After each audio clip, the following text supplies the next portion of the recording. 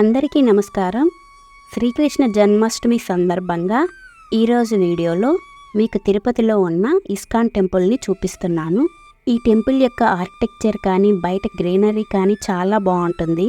చాలా పెద్ద టెంపుల్, చాలా ప్లెజెంట్గా కూడా అనిపిస్తుంది మనం ఇక్కడికి వచ్చినప్పుడు. మొత్తం 2 ఫ్లోర్స్ ఉంటుంది ఈ టెంపుల్. ఫస్ట్ ఫ్లోర్ అంతా షాప్స్ ఉంటాయి, సెకండ్ ఫ్లోర్ అంతా టెంపుల్ ఉంటుంది, గ్రౌండ్ ఫ్లోర్లో మ్యూజియం ఉంటుంది. దర్శనం అయిన తర్వాత షాప్స్, మ్యూజియం కూడా చూపిస్తాను. ఈ ఇస్కాన్ టెంపుల్లోకి ఎంటర్ అవ్వగానే వెంకటేశ్వర స్వామి దర్శనమిస్తారు. Left side, right side steps ఉంటాయి.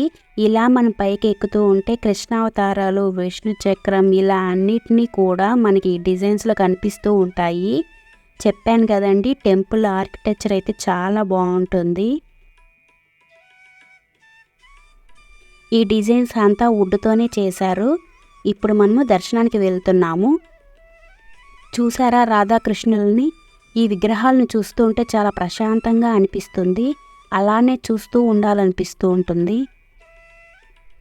ఈయనే భక్తి వేదాంత స్వామి ప్రభుపాదుల వారు ఇస్కాన్ని స్థాపించారు. దర్శనం అయ్యాక అలా కిందకి వెళ్తే షాప్స్ అన్నీ కనిపిస్తాయి. ఇక్కడ బట్టలు, దేవుని విగ్రహాలు, బుక్స్, ఫుడ్ ఐటమ్స్ అమ్ముతారు.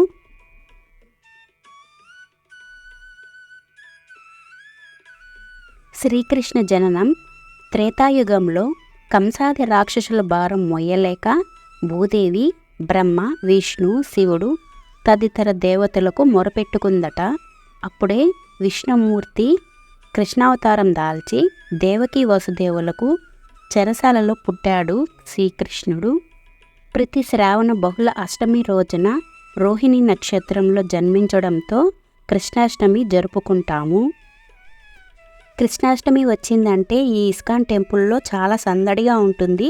ఈ సందర్భంగా కృష్ణుని ధ్యానిస్తూ భక్తులు భజనలు, పూజా కార్యక్రమాల్లో మునిగిపోతారు. ఈ పండుగ రోజున ప్రత్యేకత ఏమిటంటే చిన్నపిల్లలు కృష్ణుడి వేషంలో చాలా ముద్దుగా ఉంటారు. అందమైన అలంకరణతో ముస్తాబయ్యే ఈ ఇస్కాన్ టెంపుల్ని చూసేందుకు 2 కళ్ళు సరిపోవు. ఇస్కాన్ వారు కృష్ణాష్టమి సందర్భంగా స్కూల్ పిల్లలకి essay, drawing, painting, fancy dress competitions conduct చేస్తారు. మా బాబు కూడా డ్రాయింగ్ కాంపిటీషన్లో పార్టిసిపేట్ చేసినందుకు సర్టిఫికేట్ ఇచ్చారు. ఇప్పుడు బయటకు వచ్చేసాము.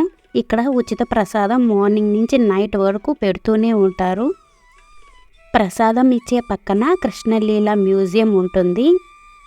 నాకైతే ఈ ఇస్కాన్ టెంపుల్కి వచ్చినప్పుడు మనసు చాలా ప్రశాంతంగా అనిపించేది 3 చోట్ల. టెంపుల్ బయట నుంచి చూడంగానే చుట్టూ చెట్ల మధ్యన టెంపుల్, అలాగే టెంపుల్ యొక్క ఆర్కిటెక్చర్. సెకండ్ది దర్శనం వెళ్ళినప్పుడు అక్కడ రాధాకృష్ణుల విగ్రహాలు అలా చూస్తూ ఉండాలనిపిస్తుంది. ఇక 3వది ఈ మ్యూజియం. ఈ మ్యూజియంలో ఉండే విగ్రహాలు చాలా బాగుంటాయి. కృష్ణుడి యొక్క లీలలు ఈ బొమ్మల ద్వారా మనకు కళ్ళకు కట్టినట్టుగా కనిపిస్తాయి. అసలు ఇస్కాన్ అంటే ఏంటి? ఫస్ట్ ఎవరు స్టార్ట్ చేశారు? ఎక్కడ స్టార్ట్ చేశారు? ప్రతి సిటీస్లో ఇస్కాన్ టెంపుల్స్ ఎందుకు కడుతున్నారు? ఇవి అన్నీ మీతో షేర్ చేసుకుంటాను. సో ఈ వీడియోని ఎక్కడా స్కిప్ చేయకుండా చూడండి.